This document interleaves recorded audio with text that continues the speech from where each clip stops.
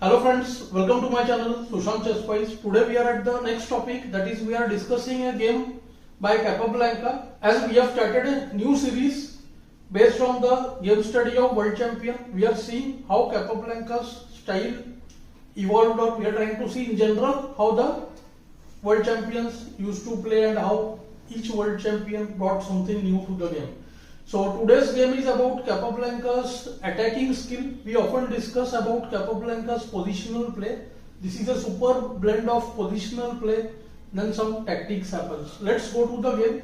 Capablanca is white and Frank Marshall, who was an American legend, he was black. He was a fierce attacker, and we know the Marshall variation was invented by him. So e4, e5, nf3, nc6, eb5, Roy Lopez. One of the most popular openings even today.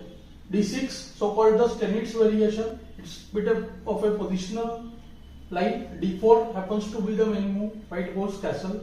And now black made a slight mistake, we can say, because bd7 and f6 are natural moves. Black goes a6. So it's actually like a loss of tempo as compared to the normal exchange variation, where after bishop c6 generally see dc is played. Here what will happen?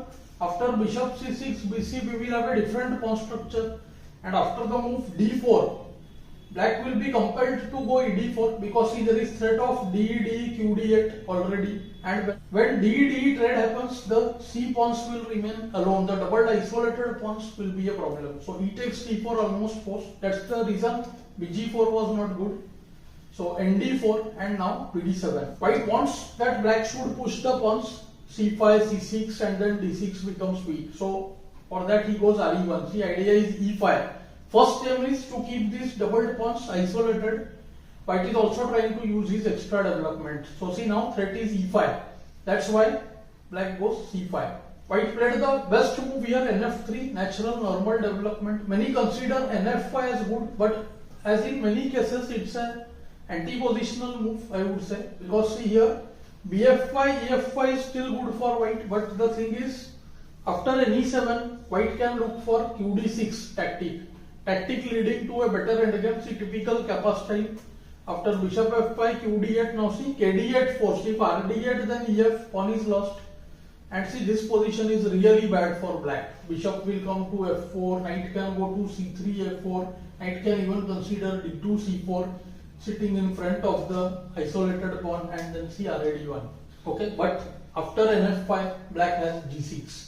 And after g6, it's not really clear whether it's worth to sacrifice the knight here, because let's say c3, then bishop c6, black won't take the f5 knight immediately. So this position is not that great. So white goes nf3, plays normally, and now see, the threat is e5. So the reason black has to play carefully now, he cannot allow e5. We'll see in the lines coming up. b7, knight c3, and the first trap, nf6 loses. It doesn't look like a losing position, right? But see the tactic. e5, d, knight e5.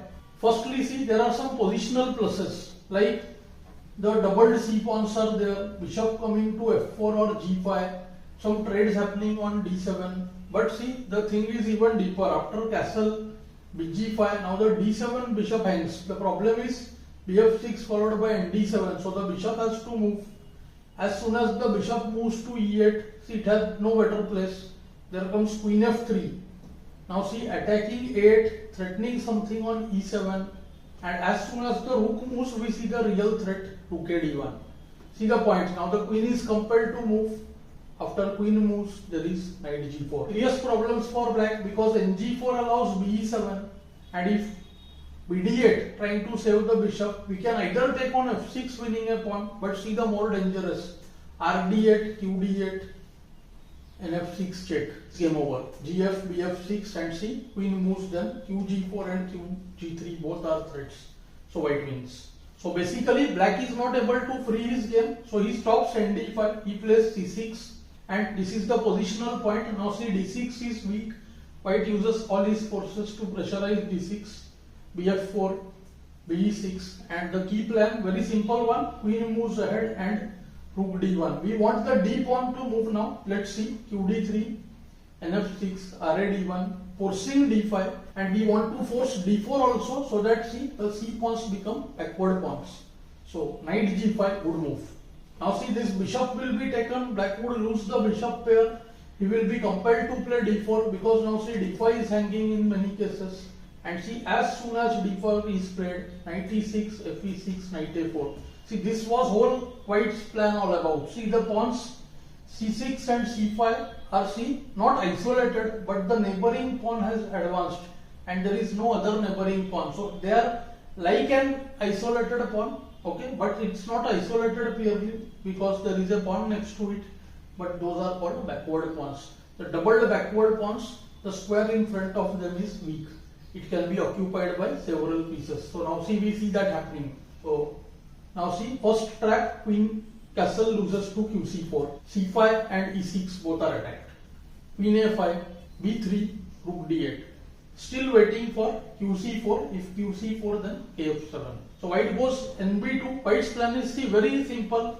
Knight will go to c4, maybe knight e5 or bishop e5, and then see what to do. He has several other plans. He can try to attack e6 also. We will see how. nh5. I think nh5 is also bad. The point is, see now, if queen a2, then knight c4, then the queen is trapped. Castle is not good. So nh5. be5, bishop moves on the fourth square from the knight, and now see, after castle, knight c4, first forcing the queen to choose a place, qb4, trying to keep e1 attacked, and now see the good move qh3. At least a pawn is lost, the knight is attacked and e6 is attacked, plus after g6 the king side is weak, so queen e6 check, rook f7, position looks winning for white, isn't it? But what should white do here? It's white to play and win. Do try to calculate. It looks as if Capablanca allows some good counterplay to his opponent, but see, he calculates everything precisely. See, this is the quality of Capablanca which is not discussed a lot. We only emphasize mostly about his endgame technique. But see, after the move g4, simply it's a crushing blow. See, there is a deep tactic here. The point is, bishop is heading to h4 to attack f2, but see, after bh4, gh, bf2, kh1, it looks as though e1 is lost. But after b1, there is hg, there has to be some more calculation made, precise one, which is what he did. See, bh4, gh, bf2, kh1, be1, then hg, this is not even the main point, we will come to the main variation. hg, queen check, king f8, and see, knight d6 decides the game. See, there is nothing now. If rook d6, then bd6 would be checked, and if rook fd7, protecting everything, then queen h6 check and mate in all cases. kg8, then see, qh8 mates, and if ke7, then also qf6 direct mate. Black gets qc3 here. This had to be seen beforehand, because now see, set is qf3 mate on the spot, and what would white play? White saw this move, see, the killer move, rook e3. Rook attacks the queen. Bishop cannot take e3 because of the same previous variation hg. Pawn cannot take the rook because rook d8 would mate. So see, queen c2 forced, and see now rook ed3. Black puts on some more fight. Both rooks are protected. f3 is guarded. He goes queen e2. Idea is b1. So see, after nd6, rook d6, bd6, he allows b1. So what has he seen? A simple tactic, queen e8, kg7, h6. The point is, king h6 forced, and then queen takes f7. If king f6, then queen e5 mates. So what will happen? After king takes h6, queen f7, f3 and f1 guarded, and white wins. So black resigns over here.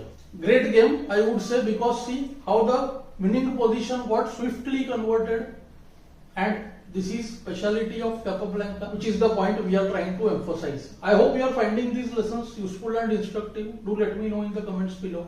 Thanks for your time.